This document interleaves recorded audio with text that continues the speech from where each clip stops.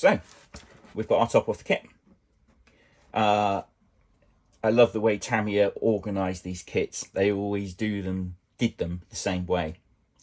You'd have a box there with some kit items inside it, and then on the top of that you'd have a lid with a plastic cover that was stuck down and had probably the bits of the kit that was to be showed off, that would have been to be showed off, like, you know, the motor and the springs and that kind of stuff, and the tires. And then in the middle you would have the chassis.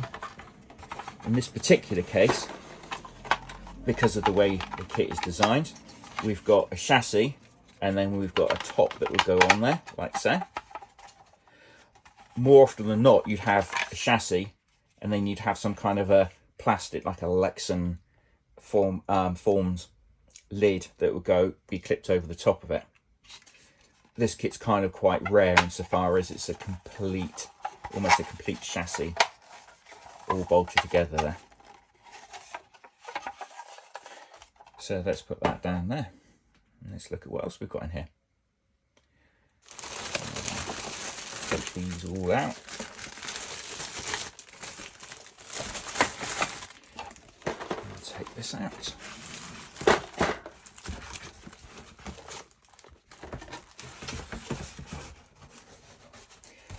The thing I always love about these Tamiya kits that they don't repeat now is these photographs of these other available kits that you would get. So basic rules for running RC cars, and then if you have a bit more money, look what else you could get: a Thunder Dragon, a Thunder Shot, or a Boomerang. All four-wheel drive kits, probably the next one up the range. So let's put that down there and get it out of the way for the minute.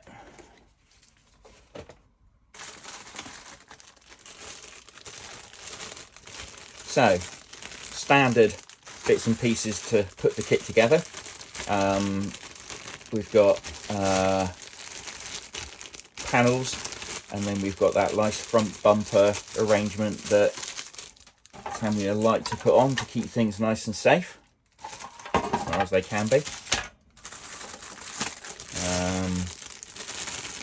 And then we've got some bits and pieces to put together for the kit itself. So that's going to be the frame, and that I would imagine is going to be the wing itself. So just standard bits and pieces for lights and that kind of stuff. And we've got,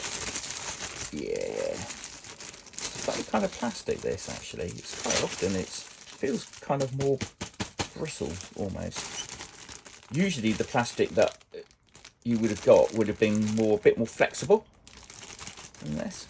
Anyway, there we go. I have no intention of building this, so hopefully nothing will ever get broken. So we've got, basically this is mainly the suspension. We've got rear suspension there, the semi-trailing arm as they put it, and then the front swing suspension there as well, and the suspension housing.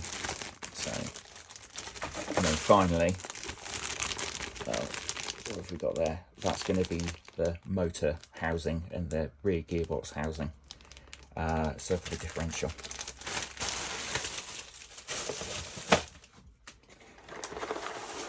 So let's look at this. So that's taped on as is usual.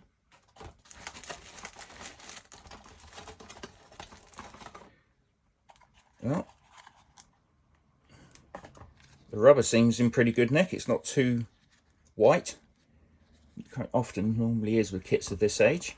Front and rear tyres.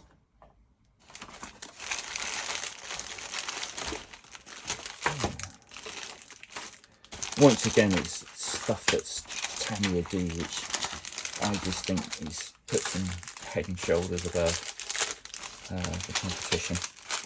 So first of all, they organise the screws into packs for you, packs A, B and C. So if you ever need to buy another pack or another screw, just find out which pack it comes from, buy the pack as a replacement, and then off you go. You can see here we've got plastic liners there So this kit wouldn't really be at the level where you would normally have all racers in it. So these are plain race plastic racers for the gearbox. Not much to say about those. Various screws and bolts and bits and pieces. And then of course we have the differential kit. Standard stuff, standard Tamiya across the range generally.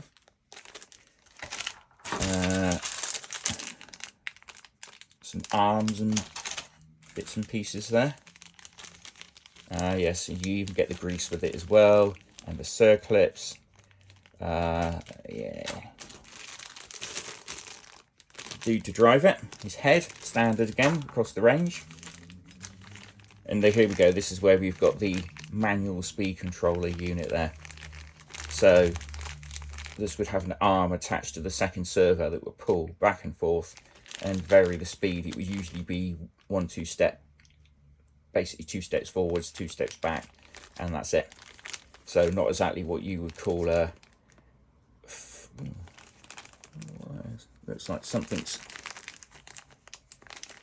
gone slightly squidgy there, doesn't it? Can't quite see what that is, but I'm not going to look too closely at it. There is also in here a resistor pack as well that's needed. All of these manual kits have that. Something electronic, don't quite know what, but you don't normally have to see it, that have to have it in a electronic speed controller cars, but you know, I'm sure there's a very, very good reason for it. It's on every manual one I've ever seen. So put that back. Oh yeah, suspension bits and pieces. What's this? This is interesting. Seem to have here. Oh, I see.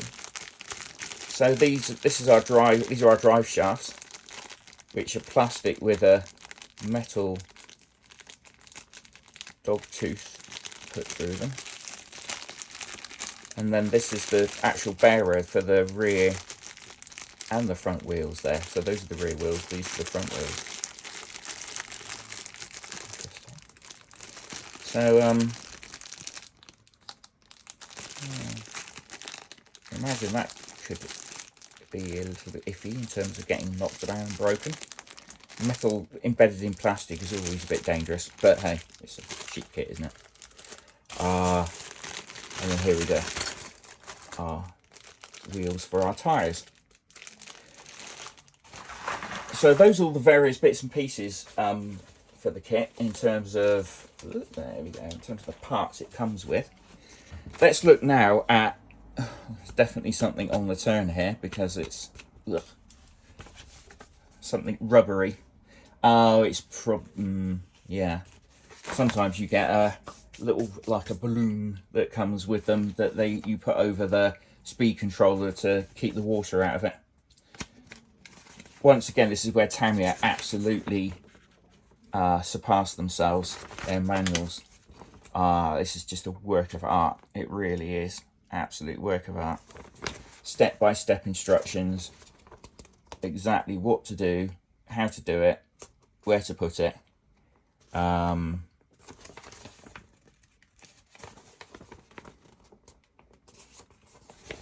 So, just, whoa, there we go. And really, really nice, high quality sticker pack as well. So stickers to stick on the body of the car itself. 1987, oh, blimey. Kit 58071, so one's the first 100. There we go.